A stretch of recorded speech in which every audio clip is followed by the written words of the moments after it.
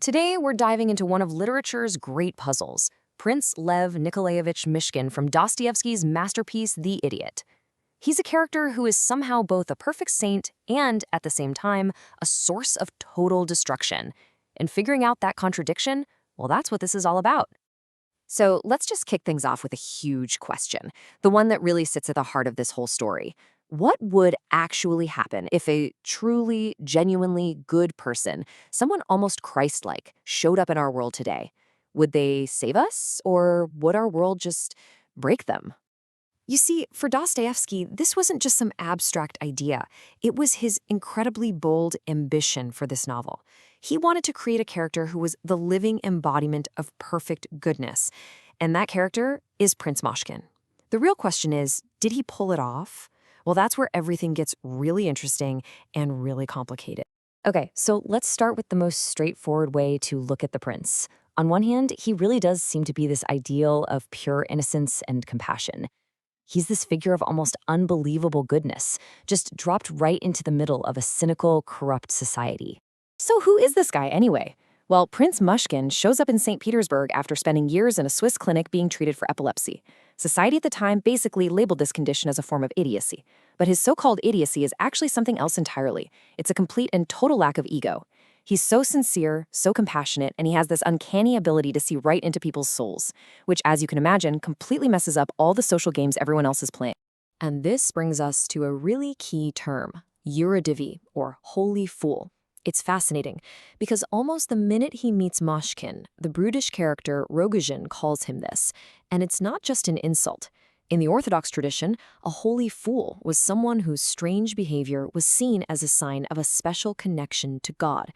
Rogozhin senses it right away, that Myshkin is on a totally different spiritual level than anyone else. But, and this is the major twist, there's a powerful counter-argument that Prince Myshkin isn't a savior at all. In fact, some argue that his particular brand of goodness is deeply flawed, and it's the direct cause of all the tragedy that follows. The whole critique really boils down to this one crucial difference: love versus pity. See, true Christian love is meant to be selfless, but Myshkin's motivation, especially for the tormented Nastasya Filipovna, he describes as pity. And pity, well, pity isn't pure, is it? It puts the person doing the pitying on a higher moral ground, creating a power imbalance, not a connection of equals. And just look at the trail of destruction he leaves. His love out of pity for Nastasya doesn't free her, it traps her.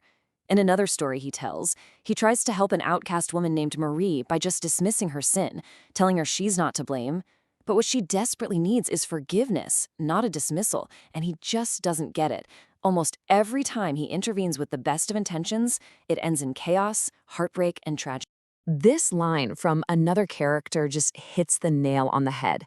Myshkin's goodness is so absolute, so overwhelming, that it creates an impossible standard for everyone else. Normal, flawed people can't accept his help without feeling totally diminished. In a strange way, his goodness becomes a kind of social poison. Okay, so let's zoom out for a second. Myshkin's personal drama is really just the stage for a much, much bigger philosophical war that Dostoevsky was waging. It's a battle against one of the most powerful and dangerous ideas of the 19th century, nihilism. So what exactly is nihilism? Well, back in 1860s Russia, it was this hugely influential movement that basically argued that life is meaningless. That's it. All the things we build our lives around, religion, family, laws, traditions, they're all just made up, and they ought to be torn down. It's a philosophy born out of deep despair, and it's an anxiety that honestly still feels pretty familiar today. Dostoevsky puts this debate right on the page through two incredible characters. On one side, you have Ippolit, a brilliant young man who is dying of tuberculosis. Faced with a pointless, early death, he decides the universe is just a cruel, illogical machine. And his response is total, selfish despair. And on the other side, you have Myshkin. He sees the exact same absurdity, the same injustice in the world, but his reaction is the polar opposite: active, selfless compassion. And the entire battle between these two worldviews comes to a head over one single, haunting image that shows up in the novel, a painting by Hans Holbein. It's a horrifyingly realistic picture of Christ's dead body, completely stripped of any divinity.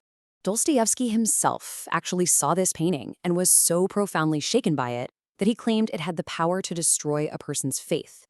Because what it shows is Christ suffering the exact same fate as any normal human being, subject to the cold, brutal laws of nature and decay. For the nihilist Ippolit, this painting is the ultimate proof. He looks at it and says, see, nature is just a huge, blind machine that crushes and devours everything, even the most perfect being to ever live. If nature could do that to Christ, then what hope is there for anyone else? It's the ultimate argument against faith, and it's the exact worldview that Myshkin's entire existence is supposed to challenge. So, where does all this leave us? We've got Myshkin the saint, Myshkin the destroyer, Myshkin the warrior against nihilism. The reason the character is so powerful, so enduring, is that Dostoevsky absolutely refuses to give us a simple answer. The contradiction is the whole point. Let's just quickly recap this central paradox. First, Dostoevsky tries to create a perfect man. Second, he drops this perfect man into the real world, and the collision is a catastrophe. Third, despite all his compassion, Myshkin fails to save a single person. And fourth, the whole story ends in absolute tragedy, murder, condemnation, and Myshkin himself collapsing back into total mental oblivion. So you have to ask the crucial question. Does this spectacular failure mean that the ideal itself is worthless?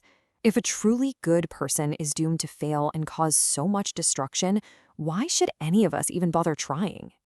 But maybe we're looking at it all wrong. The philosopher Nicholas Bergyev had this incredible insight. He argued that Dostoevsky understood that the path to real spiritual light isn't some happy, triumphant march. No, it leads directly through the darkness, through tragedy and failure. The value isn't in a successful outcome, it's in the struggle itself. Myshkin's failure doesn't make his goodness worthless. It just shows how tragic it is to strive for it in our broken world. And that brings us to the final haunting question the novel leaves us with. It stops being about whether Prince Myshkin was a success or a failure. The real question Dostoevsky forces us to turn back on ourselves is, does our world, then or now, really have any room for a person like him at all?